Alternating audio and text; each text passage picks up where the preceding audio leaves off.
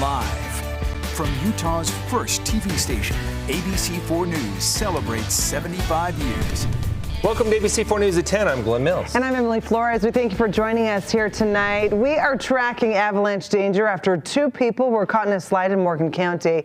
This happening less than 24 hours after a deadly avalanche that buried a snowmobiler near Cedar Fort. And concern building with another storm on the way. ABC4's Courtney Johns live in studio with what avalanche officials are saying tonight. But first, Chief Meteorologist Alana Brophy tracking the latest conditions. We're going to start off by looking at what we're dealing with in the mountains right now. It's considerable danger, and that's when we typically see most incidents occur in northern Utah. You can see the western Uintas and the Wasatch facing that considerable danger after a bluebird day. Moderate danger in central and eastern Utah. As you look at the last 10 years, you can see avalanche deaths pop up in the Beehive State, including 2 already this year. Looking back to 2021, 7 deaths there. We know that natural and human-caused avalanches happen each and every year, and we have to be extremely careful. We're adding more snow to our record snowpack with our next system on the way. A bomb cyclone off the coast of California, which means a rapidly intensifying storm system going to move in. That means plenty of moisture for us here in the Beehive State.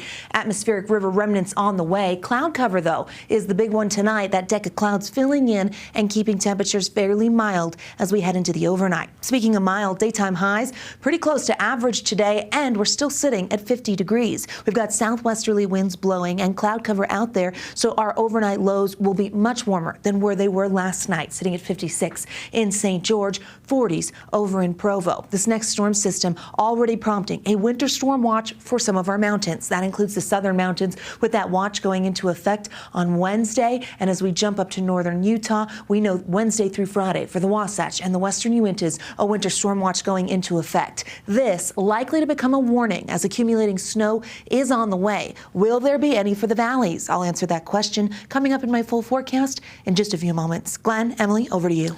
Lana, thank you. Now to that avalanche in Morgan County today, happening this afternoon when a group of 7 people taking 2 snowcats up on the mountain. Morgan County Sheriff Corey Stark saying the avalanche completely buried one of those snowcats with 2 people inside. The 5 other people in that other vehicle were able to partially dig their friends out of the snow so that they could breathe and then call for help. Search and rescue crews from Morgan and Weber counties pulling both people out. One person airlifted to the hospital with a foot injury. The sheriff saying this is the first time he's seen the aftermath of an avalanche in person. He says it's scary to see just how powerful avalanches can be, especially because the people who got caught in it are his friends. Yeah, well, I'm friends with him. I've been friends with him for years, all parties involved. So when you're dealing with him, you're trying to talk to him as friends, but you can see how serious the situation is. The sheriff saying this could have been much worse and credits the 5 who dug their friends out for saving their lives. He is reminding people to be careful while they are out recreating during this time of year. And new details about the man killed in an avalanche last night. 38-year-old Brett Howard Warner got hit by a large avalanche near New Lewiston Peak outside of Cedar Fort. Well, the Utah County Sheriff's Office saying after a grueling search, they found his body buried in more than 22 feet of snow. Officials say that 2 men had been snowmobiling in the area of Pulse Canyon when Warner was buried in that avalanche. The other man was able to call 911 for help. Crews battling the darkness and the cold to search for hours. Officials saying his body was located around 9 and recovered about an hour later.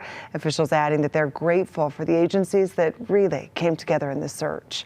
We had incredible help from having Life Flight and DPS here to shuttle our search and rescue volunteers up there. That saved literally hours. Sergeant Spencer Cannon, who you heard from with the Utah County Sheriff's Office, saying they had beacons that helped search and rescue crews determine a general area where the man might be, which helped to speed up that search. With these back-to-back avalanches, including that fatality, the Utah Avalanche Center says this has been a year like no other. ABC4's Courtney Johns live in studio with more on our mountain conditions and what needs to happen for things to improve.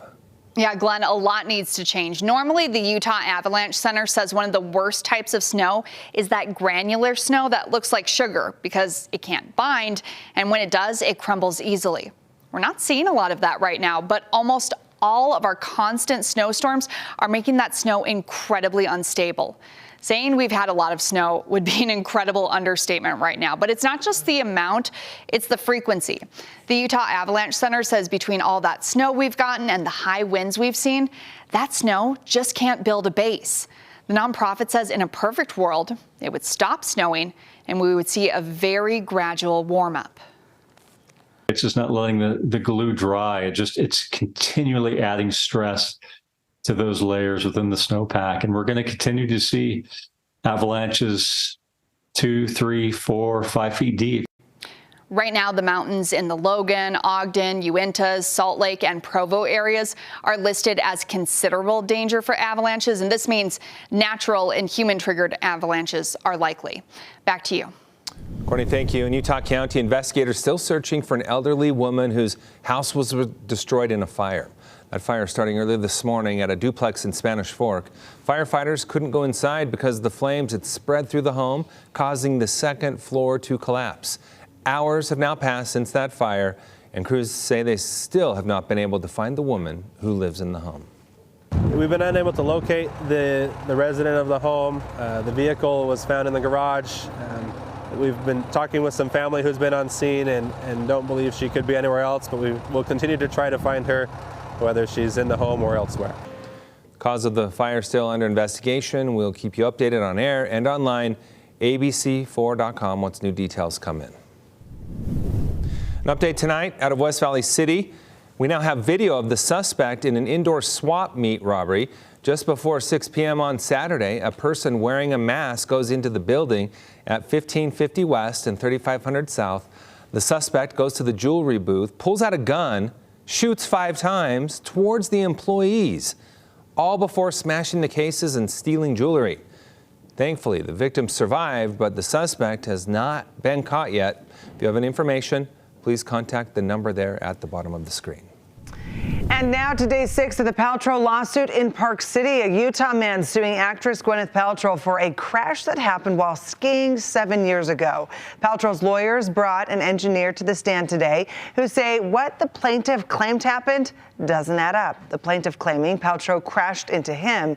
Well, the engineer saying the story just doesn't make sense because both people's skis stayed on.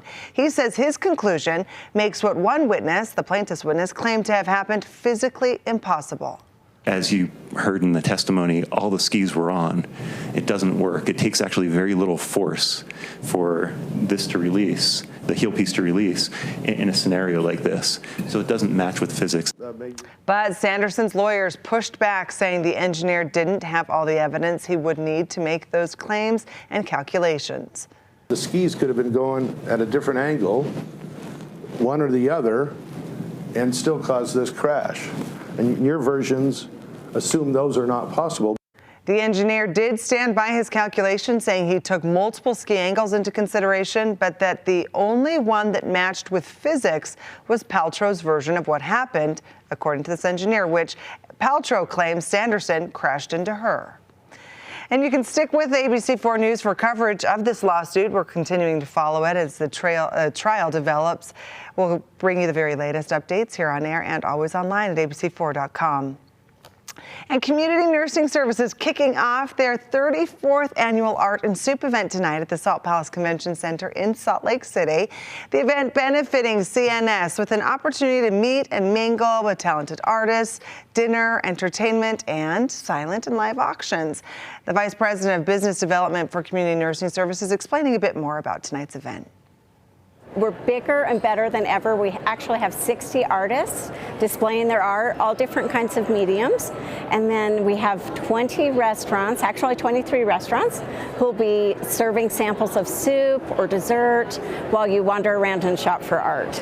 Okay, the Art and Soup kicked off tonight, but it will continue. This is an important fundraising event for CNS and the Utah community. All proceeds from Art and Soup support the delivery of charitable home health, hospice, and immunization services to thousands of individuals in need throughout the state. So the two-day expo continues tomorrow. The afternoon session's 11 to 2. The evening session, 5 to 9 p.m. Tickets are $30. Did I see you in that video? I wasn't looking down, but I was there tonight, so I think I did was see you in that video. Yes, I had the opportunity to help with the kickoff event tonight, which was such an honor. Because really, all of the thousands of dollars that were made tonight, benefiting CNS, which in return, great cause, the community across the state. And an important question: how was the soup? Oh, okay. So this is what's so funny. It's an art and soup, but tonight we had like a full meal. Tomorrow and Thursday will be soup. Okay. So I didn't taste the soup. The salad was delicious. All right. Well, there you have it.